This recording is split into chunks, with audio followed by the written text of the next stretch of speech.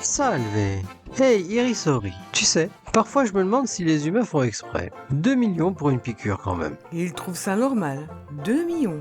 C'est le prix d'un château. Mais non, ces génies préfèrent une petite injection. Genre, tiens, paye 2 millions et peut-être que tu ne mourras pas tout de suite. Logique implacable, non? Eh bien voilà, c'est ce fameux Zolensma. Je sais pas si ça se prononce correctement. Une piqûre miracle pour soigner une maladie aussi rare qu'un diamant noir. Il t'injecte un petit gène tout mignon, et hop, fini la myotrophie spinale. Enfin, fini. Tu parles. Une maladie si rare que même la malchance doit se sentir vexée de ne jamais en avoir entendu parler.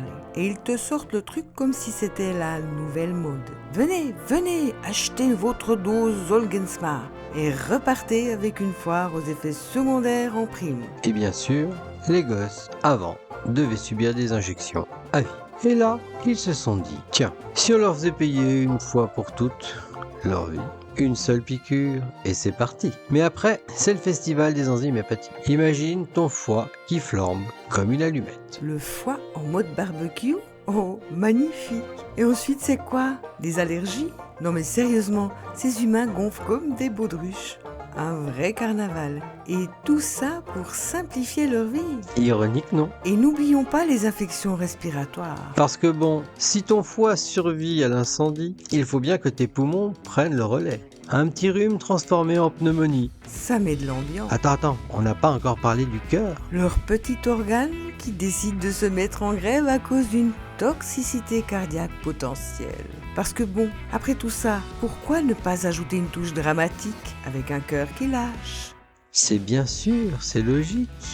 Et pour économiser quelques injections, ils se retrouvent avec un bouquet final de complications. Typiquement humains, ils adorent jouer à pile ou face, même avec leur santé. Et parlons un peu de l'hémophilie.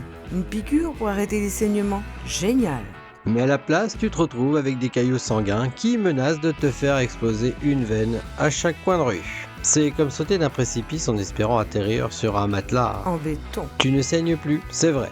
Mais tu te retrouves avec un caillot dans le cerveau. Et un autre dans le poumon. C'est la roulette russe, version médicale, dis donc. Et le must du must, s'ils sont assez chanceux, ils finissent par développer un cancer. Parce que bon, tant qu'à jouer avec les gènes, autant aller jusqu'au bout et risquer de déclencher un petit oncogène par-ci, par-là. Un vrai feu d'artifice génétique. Et que dire des pauvres enfants bulles? Les voilà exposés à toutes les infections possibles, alors qu'on essaye justement de les en protéger. La fameuse thérapie génique, c'est comme construire un château de cartes en pleine tempête.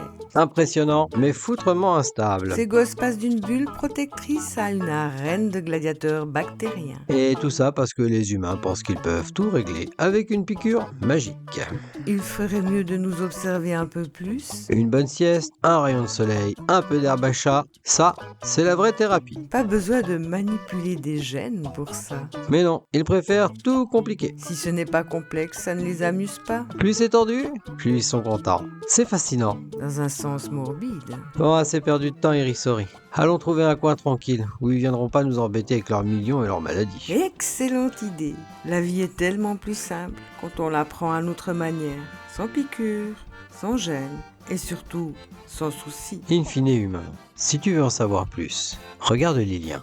Il y a de quoi te faire vriller le cerveau. Enfin, s'il t'en reste encore un. Ciao. Ciao.